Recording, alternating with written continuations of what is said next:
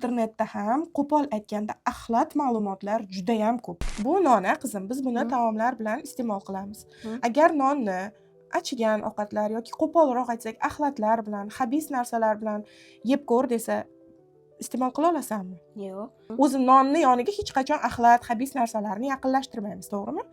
Nonni hurmat qiladi bizni xalqimiz, a? Endi nonni hurmat qilamiz-u, o'zimizni hurmat qilmaymizmi? Mana bu boshimizning ichida nima bor? Miya. Miya. Biz miyamizga har qanday informatsiyani agar qabul qilaversak, mana bunaqasidan Instagramda yoki YouTube'da o'tirib, umuman ijtimoiy tarmoqlarda o'tirib, har narsani miyamizga qabul qilaversak, miyamizni, o'zimizni hurmat qilgan bo'lamizmi? Yo'q. Chunki internetda ham qo'pol aytganda axlat ma'lumotlar juda ham ko'p. Har narsani odam ko'rish kerak ekan deb ko'rib o'tiraverish kerak emas. Chunki bir kun kelib odamni miyasi keraksiz axlat ma'lumotlarga to'lib qolsa, keyin kerakli ma'lumotlar uchun joy qolmay qoladi. Ilm olish uchun, o'sish uchun, kelajagiga foydali narsalar uchun keyin joy qolmay qoladi.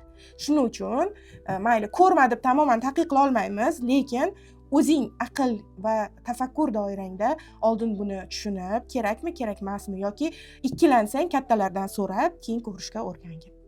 Kelishdikmi?